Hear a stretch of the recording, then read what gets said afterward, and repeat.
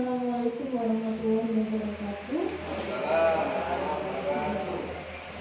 Kepada yang terhormat Kepala Desa Jambu, Bapak Solihin, kepada yang terhormat Ibu Dr. Maggie selaku Puskesmas yang belum bisa hadir pada saat ini, kepada yang terhormat tim dari Puskesmas Salodadi beserta pada kesehatan dan tamu undangan yang kami hormati pula. Alhamdulillah kita semua diberikan nikmat sehat, nikmat Islam sehingga bisa berkumpul pada pagi kali ini dalam acara sosialisasi POSPINDI dan sosialisasi vaksinasi COVID-19. Perkenalkan, saya selaku Bidang Desa Jambu, Ibu Dani Kurniasari. Mohon perkenalan terlebih dahulu ya Bu. Katanya orang kalau tidak kenal maka tak sayang. Bapak Ibu yang kami hormati, mungkin Bapak Ibu semua sudah mengetahui mengenai vaksin COVID-19 ya. Tapi banyak informasi pula yang di masyarakat itu belum mengetahui apa sih manfaat, kemudian jenis dan efek samping dari vaksinasi COVID-19 itu sendiri. Pada kali ini saya akan memberi informasi sedikit mengenai vaksinasi COVID-19. Mohon izin ya Bapak Ibu saya berdiri biar lebih jelas. Ayo ikuti vaksinasi COVID-19. Vaksin COVID-19 ini tujuannya adalah untuk melindungi diri sendiri, keluarga dan masyarakat agar terhindar dari bahaya penyakit virus COVID-19 atau virus corona. Vaksinasi sendiri itu adalah pengertiannya adalah pemberian kekebalan buatan agar terhindar dari suatu penyakit. Semisal kita diberikan vaksinasi COVID-19 berarti insya Allah kita terhindar dari virus COVID-19. Saat vaksin disuntikan kepada tubuh kita akan mengenali adanya komponen atau virus yang sudah dinonaktifkan yang ada di dalam vaksin itu sendiri, dan tubuh kita nanti akan menyesuaikan dan membentuk suatu kekebalan atau antibodi terhadap suatu penyakit itu. Next, kemudian manfaat dari vaksin itu sendiri diantaranya adalah pertama, merangsang kekebalan tubuh terhadap penyakit corona. Kemudian yang kedua, mengurangi risiko terjadinya penularan COVID-19. Ketiga, ketika tertular COVID-19 dampaknya tidak berat. Jadi vaksinasi itu sendiri ya Bapak Ibu tidak menjamin seseorang itu tidak terkena penyakit COVID-19. Itu vaksin itu merupakan upaya kita, ikhtiar kita agar kita terhindar. Selain melakukan vaksin itu sendiri, kita juga harus melakukan upaya prokes ketat, yaitu 5M. 5M itu sendiri adalah pertama mencuci tangan dengan sabun, kedua memakai masker dengan benar, ketiga menjaga jarak minimal 5 meter, keempat membatasi mobilitas di tempat umum, yang kelima menjauhi kerumunan atau keramaian. Selain itu manfaat dari vaksin itu sendiri juga membentuk kekebalan di dalam masyarakat. Berdasarkan hasil dari program vaksinasi di Indonesia secara keseluruhan, dosis pertama masih berada presentasinya masih berada pada 60% yang melakukan vaksin, sedangkan untuk dosis kedua hanya masih 40%. Ini menandakan bahwa Indonesia belum mencapai kekebalan imunitas di dalam masyarakat. Jadi ini PR ya Ibu Bapak ya. Kita sebagai warga masyarakat yang baik harus ikut serta mengajak, mengimbau terutama keluarga kita, masyarakat dan lingkungan sekitar agar melakukan vaksinasi sesegera mungkin.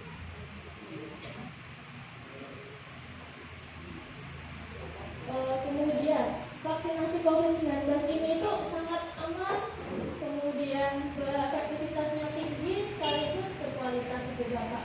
Berdasarkan riset atau penelitian dari WHO serta Kemenkes juga dan sudah diteliti oleh Badan Pangan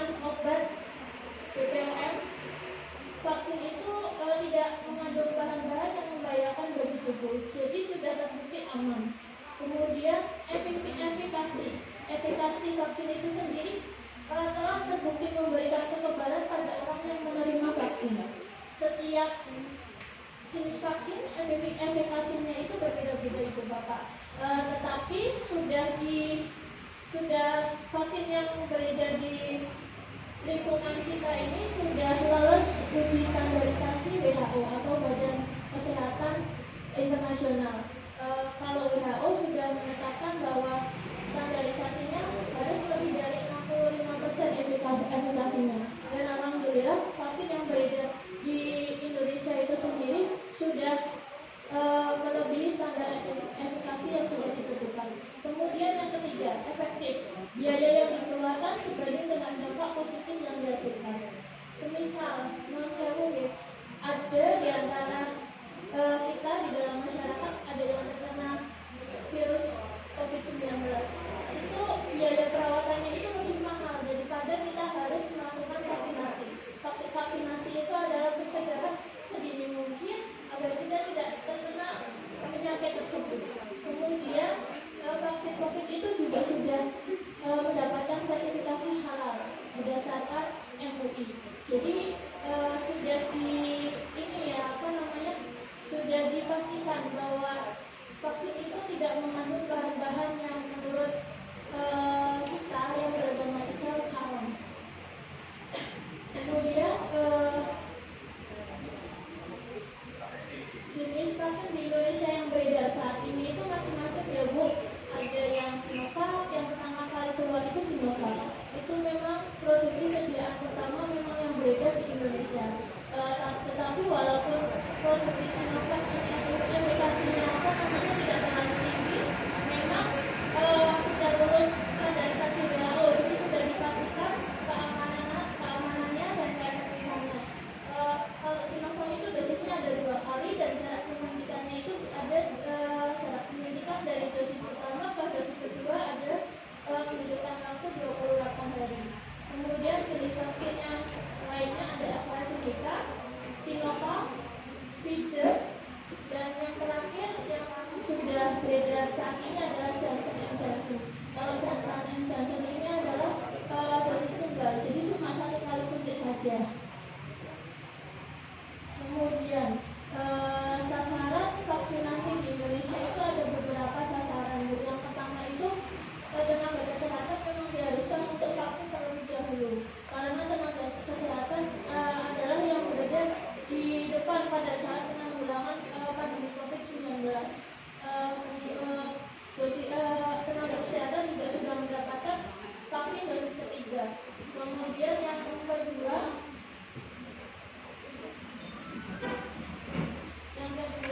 petugas publik ini bisa dari pihak pemerintahan desa, kecamatan, atau yang lainnya. Kemudian yang ketiga adalah masyarakat rentan seperti lansia, ibu hamil dan menyusui. Pada saat kasusnya masih menanjak tinggi, banyak di antara masyarakat seperti dari lansia, ibu hamil itu terkena COVID karena lansia dan ibu hamil itu mempunyai daya tahan tubuh yang rendah sehingga gampang terpapar oleh virus COVID-19. Kemudian yang keempat masyarakat umum, yang kelima pelajar di atas usia 12 tahun. Dan ini yang terbaru mungkin nanti dari pihak IDAI juga masih masih menggodok apakah vaksin ini aman untuk anak-anak atau tidak. Kalau memang berdasarkan penelitian ternyata vaksin aman untuk anak-anak, nanti kemungkinan besar mungkin tahun depan mungkin juga anak-anak dibolehkan untuk mengikuti vaksin COVID-19.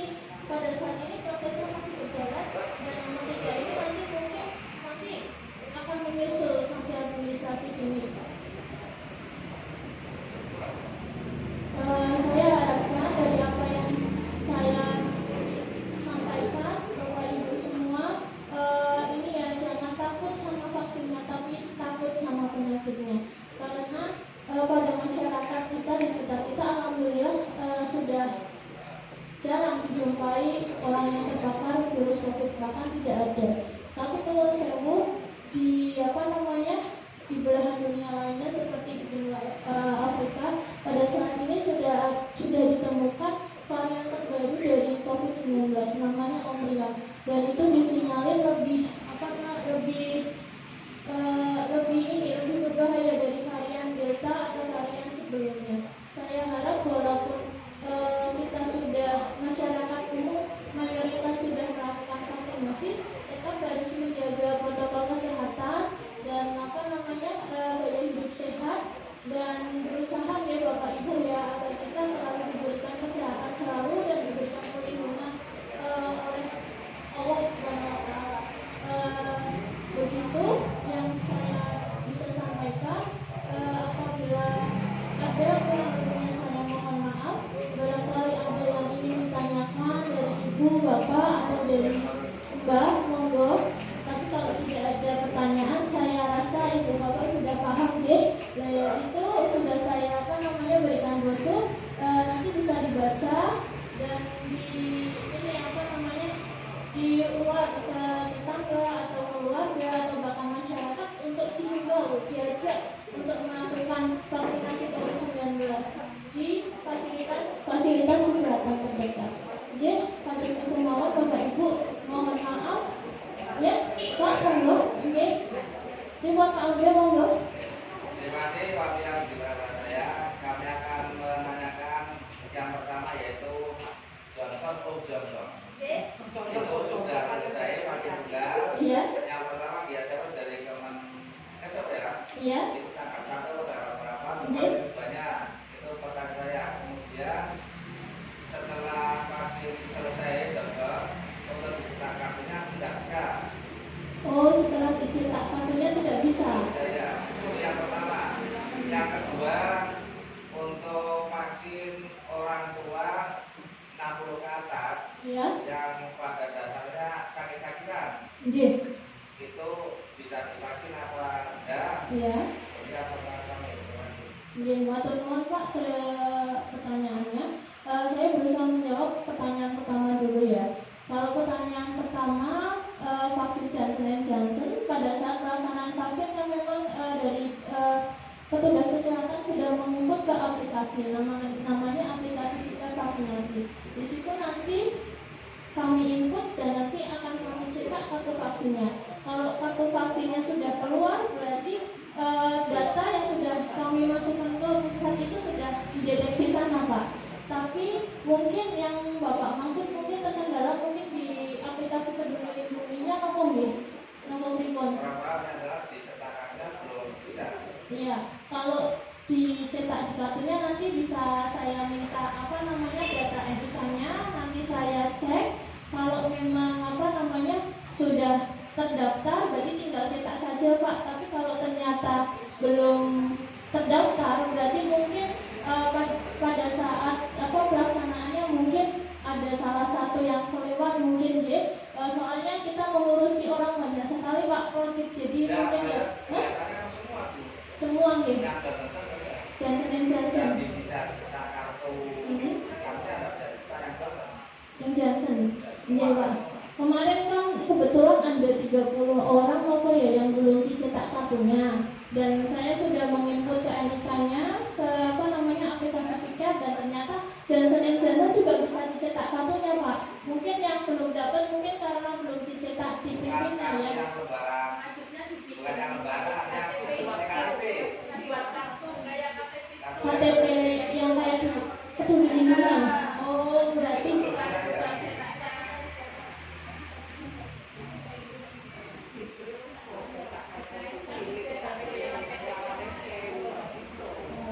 itu mungkin karena vaksinnya mungkin dosis tunggal dan vaksin baru ya Pak. Berarti di aplikasi Peduli Lindunginya yang tidak bisa di-download. Itu berarti memang ada trouble di aplikasi Peduli Lindunginya Pak. Tapi kalau di di pikir vaksinasi memang sudah terdaftar dan punya ada etiketnya. Jadi ada kalau semisal mau mau nyetak kartu yang kayak KTP kecil itu, kalau udah punya kartu vaksinasi yang lebar se-HPS itu kayak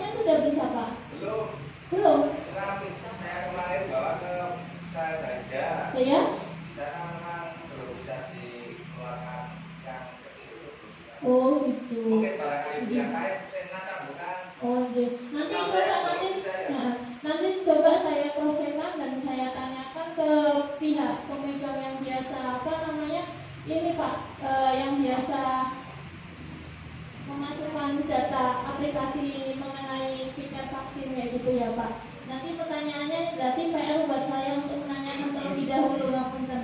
Dan untuk yang kedua tadi pertanyaannya mengenai lansia usia 6 tahun ke atas sakit-sakitan. Kalau lansia 60 ke atas ternyata sehat itu bisa divaksin. Cuman kalau kondisinya ternyata ada keluhan, kemudian tidak fit atau ada riwayat penyakit yang lain, alangkah baiknya ditunda Pak. Jadi pada saat umurnya 60 ke atas dan dipastikan sehat ya boleh divaksin, tapi kalau tidak sehat ya jangan gitu. Jadi vaksin itu bisa diberikan pada orang yang pertama dipastikan sehat, yang kedua dia tidak punya riwayat penyakit seperti kencing manis, darah tinggi. Tapi kalaupun dia punya riwayat kencing manis, pada saat divaksin itu penyakitnya itu terkontrol, jadi sudah biasa minum obat dan pada saat itu tidak ada keluhan penyerta. Habis itu Pak, begitu yang bisa saya jawab. Apabila ada kurang lebihnya yang belum bisa saya jawab, mohon maaf Bapak. Terima kasih atas perhatiannya. SMS. Iya ada. Kemarin waktu pelaksanaan vaksinasi kan dimintai data nomor HP, terus ada itu SMS masuk. Nanti kalau mau vaksin jangan ini Pak terpatok sama SMS yang masuk, karena stok vaksin itu kami dari pihak puskesmas menyesuaikan dari stok dari dinas kesehatan. Jadi nanti sebelum pelaksanaan biasanya dari kader kesehatan dari kami nanti akan meng-share pelaksanaannya kayak gitu Pak. Semisal hari ini bukan yang lain. Kalau yang Johnson Yang Johnson kan masih juga. Ya. Tapi ternyata hasil jadwal dari pemerintah tanggal siapa itu dibaca. Kalau itu dapat balasan kayak gitu berarti dilupakan saja, skip aja. Soalnya itu Johnson itu dosis tunggal sih Pak, nggak usah vaksin lagi karena dari Kemenkes memang dosis tunggal. Iya, aplikasinya kadang-kadang seringnya kayak gitu Pak, error. Kayak manusia kalau terlalu banyak pekerjaan, ya kadang juga suka oleng dan error. Oke, barangkali ada yang ingin ditanyakan lagi Ibu Bapak Mbak? Kalau begitu saya rasa cukup ya atas informasi yang saya sampaikan. Kurang lebihnya mohon maaf. Billahi taufiq wal hidayah. Wassalamualaikum warahmatullahi wabarakatuh. Unjil ngapunten Ibu Bapak, saya lupa menyampaikan. Saya minta tolong nanti setelah ini saya akan membagikan kuesioner berupa 5 pertanyaan. Pertanyaannya cuma menjawab iya atau tidak, dicek saja menurut jawaban panjenengan. Matur nuwun. Terima kasih kepada Ibu Beni atas materi yang telah disampaikan. Bapak Ibu undangan yang kami hormati, demikianlah penyampaian materi dari sosialisasi Posbindu dan sosialisasi Germas. Tibalah kita pada acara penghujung yaitu penutup. Mari kita tutup acara ini dengan bacaan hamdalah. Saya selaku pembawa acara